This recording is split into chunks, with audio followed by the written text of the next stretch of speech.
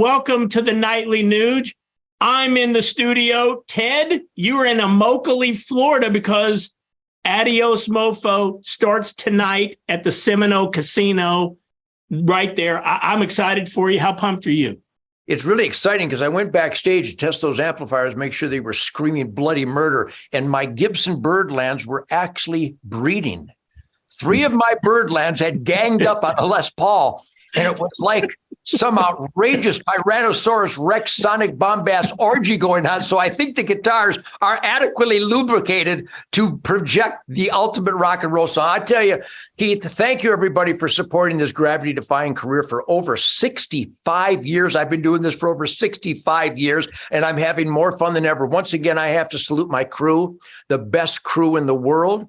Jason Hartless on drums, Johnny Big on bass guitar. My son Rocco is on tour with me this year. Oh, by the way, we are documenting with quality world-class filmmakers every day of this last tour, Ted Nugent Adios Mofo 23. So nobody can deny anything that goes on. They'll see the positive piss and vinegar, the attitude, the energy, the spirit, and the outrageous tightness of my band. James Brown is looking down upon us, and he's actually jealous because we're tighter than James Brown.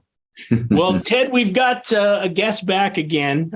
You had the opportunity to visit with Chris McDaniel yesterday. I'll let you introduce him today and give your preliminary thoughts of how he's grading out and how Mississippi voters ought to be looking at him.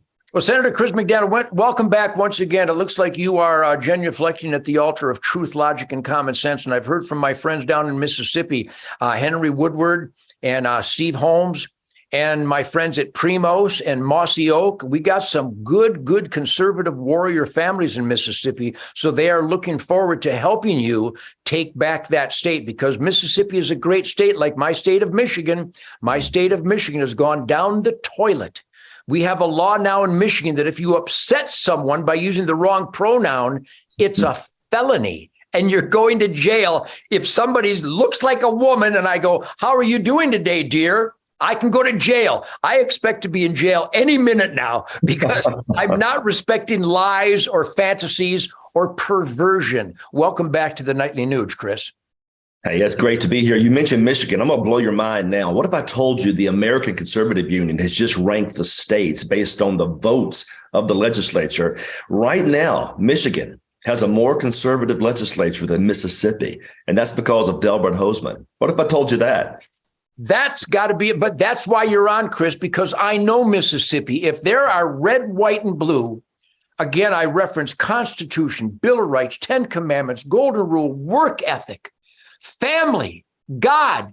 If there's a state that represents that, it's the people of Mississippi. So you just identified how embarrassed I am about Michigan, because the Michigan people are great conservative constitutionalists like the people in Mississippi. I'm fighting like a son of a bitch to get Michigan to be that great work ethic family epicenter. What are you going to do in Mississippi? What would be your first target legislatively and policy-wise in the great, wonderful hunting, fishing, trapping, wildlife paradise, work ethic, family epicenter of Mississippi? What is Senator Chris McDaniel going to do to get it back to look like and sound like and smell like real Mississippi? A couple of things on day one. The first thing is we got to stop the brainwashing of these universities with these boy. I mean, goodness gracious, we're literally brainwashing our Republican children and turning them into raging liberals by the time they leave university. And I want to be real clear about this. Those professors doing that, we're going to end tenure and we're going to bring them home. And the same goes to the public schools. Teachers are there to teach, not indoctrinate. I don't want to hear about sexual orientation. I don't want to hear about 35 genders. I want them to do their jobs. And if they can't, we're going to bring them home. And number two, we don't want an income tax. Florida doesn't have one. Tennessee doesn't have one. Texas doesn't have one. However, Delbert Hosemann will not let us eliminate the income tax. The governor wants it gone. The House wants it gone. I want it gone. Delbert Hosemann stands in the way. So we're going to end the woke culture on day one, and we're going to open up Mississippi for business on day one by ending the income tax. Well, I got to tell you, Chris, you have some shining, guiding, righteous light that you can reference on how you can win lieutenant governor of the great state of Mississippi. And that man's name is Mark Robinson, the lieutenant governor of North Carolina. You need to Google all of his YouTube speeches and all of his statements and all of his policies and campaigning. Mark Robinson, Lieutenant Governor of North Carolina, had that uphill battle that I'm facing in Michigan, that you're facing in Mississippi, that all conservatives are facing across this country. We can't go the route of Mitt Romney where they bring a doily to a grenade fight. They literally bend over and back down and just abandon the Constitution. Let me comment specifically about the income tax. Uncle Sam, Fedzilla, especially the Democrat Party and the Mitch McConnell rhinos of the Republican Party, they are absolute pigs when it comes to economic responsibility, fiscal responsibility. They are addicted to just spend and spend and spend. And I'll make a point right now, and I don't know how you would frame this running for lieutenant governor of the great state of Mississippi, but why should I pay my hard-earned taxes so Uncle Sam can send it to a man in the Ukraine who plays piano with his penis and fight a war protecting chemical plants? People write these words down. These are not hunches. I'm not presuming. There's no guesswork in my words. The confirmation is irrefutable if you just get your head out of your ass. They will spend our tax dollars to support drag queen events and gender. By the way, they call it gender reaffirming. Their gender is already affirmed. It's gender mutilation. It's gender fantasy lie, disrespect to God's creation. So I know I'm on a rant here because there's so many things wrong.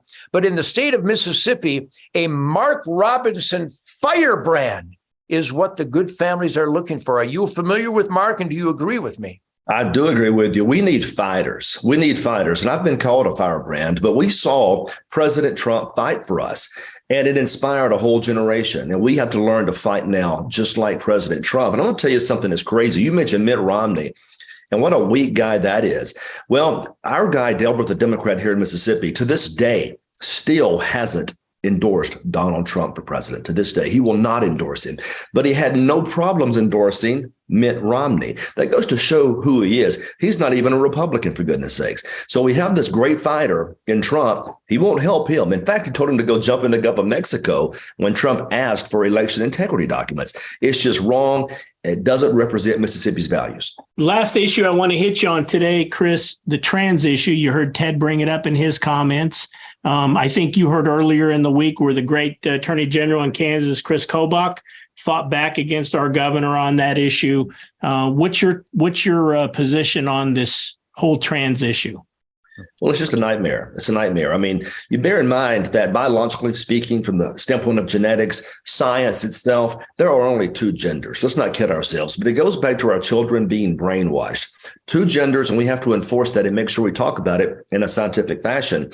But also, I'll give you another example of how Delbert has failed Mississippi. Even to this day, we still haven't outlawed the practice of a man using a woman's restroom. Right? We had the chance to do that, but he stripped that language out of the bill. This is a common sense approach that every real Mississippian wants, but we don't have it because of Delbert Hosemann. So look, I'm with you guys.